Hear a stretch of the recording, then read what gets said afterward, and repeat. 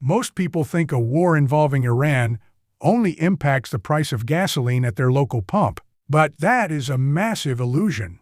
Right now, a hidden economic domino effect is silently draining your bank account, driving major companies into the ground, and reshaping global trade in ways you aren't being told.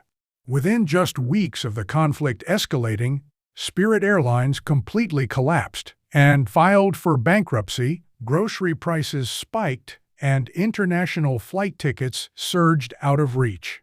The scary truth isn't just about oil, it's about a global supply chain vulnerability that leaves the United States completely exposed. In this video, we are going to expose the real, terrifying reason why a conflict in the Middle East dictates the exact cost of your everyday life.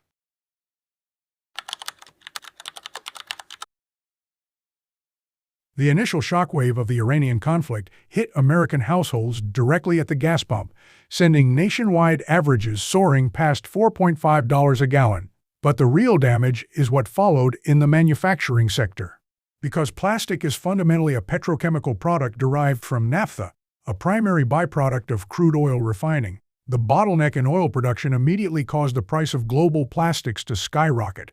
Since the Middle East produces a staggering 20% of the world's naphtha, the cost of raw polypropylene escalated violently, driving up the production cost of everything from food packaging, medical equipment, and automotive parts to simple consumer electronics. Crucially, this triggers what economists call the rockets and feathers effect. When crude oil spikes, the prices of plastic and consumer goods shoot up instantly like a rocket. However, even if geopolitical tensions ease and oil prices eventually come back down, the costs of these processed materials are incredibly sticky and highly unlikely to follow. Manufacturers, packaging companies, and logistics networks absorb the initial shock, adjust their contracts upward, and retain those higher prices to protect their damaged margins. This structural price stickiness guarantees a permanent upward drag on global inflation. Consumers are left paying permanently elevated prices for everyday goods long after the energy crisis fades. This compounding pressure, alongside sweeping import tariffs, pushed core inflation to a staggering 3.8%.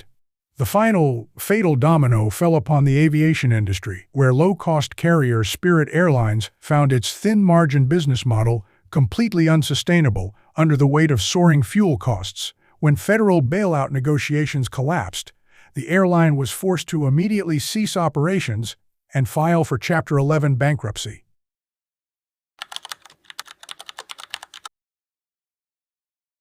The crisis exposed a critical, heavily guarded secret about American energy independence.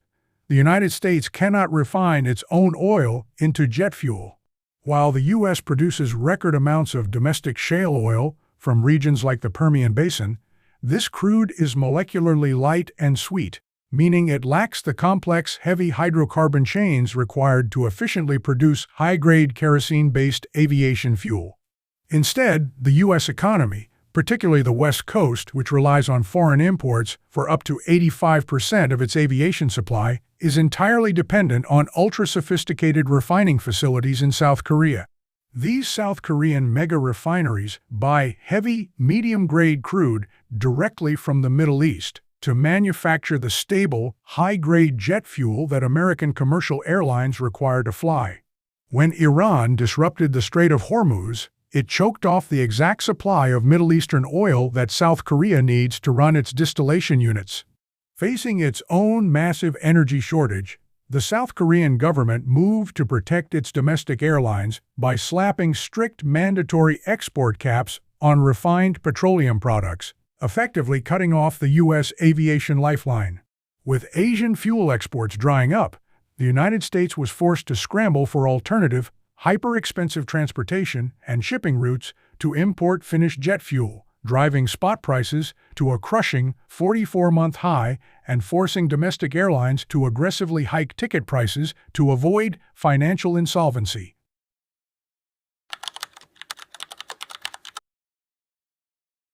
This energy and manufacturing crisis has completely broken the Federal Reserve's economic playbook. trapping the American financial system in a dangerous cycle. Before the conflict, the central bank was prepared to systematically cut interest rates to relieve pressure on American mortgages, credit cards, and business loans. However, because the compounding shocks of plastic inflation and skyrocketing jet fuel costs injected fresh, aggressive inflation back into the market, the Fed has been forced to keep interest rates locked higher for longer at an aggressive 3.5% to 3.75%.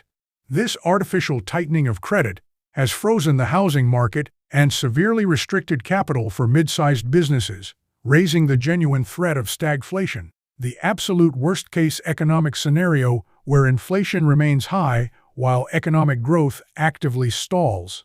As corporate shipping expenses and manufacturing overhead climbed, U.S. GDP growth projections were sharply downgraded from a robust 3.6% down toward a sluggish 1.6%.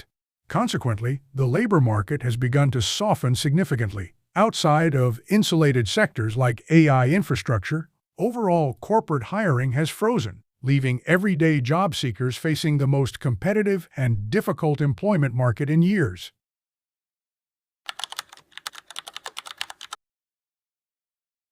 The long-term economic stability of the United States is now being traded away to suppress short-term public panic, visible through the aggressive depletion of the Strategic Petroleum Reserve. In a desperate bid to artificially lower gas prices and calm voters, the federal government has repeatedly drained millions of barrels from its emergency oil stockpiles, leaving the nation's energy reserves at historic lows and severely vulnerable to any future geopolitical crises. Wall Street has reacted to this structural instability with severe volatility, experiencing aggressive multi-billion-dollar sell-offs every time diplomatic relations in the Middle East deteriorate. Institutional investors realize that the modern American economy is fundamentally hyper-connected. As long as the international shipping lanes remain compromised and foreign manufacturing hubs limit their exports to the West, long-term stock market growth remains completely capped. Ultimately, the conflict proves that American economic health is no longer dictated within its own borders, but is entirely at the mercy of global supply chains that can be severed in an instant.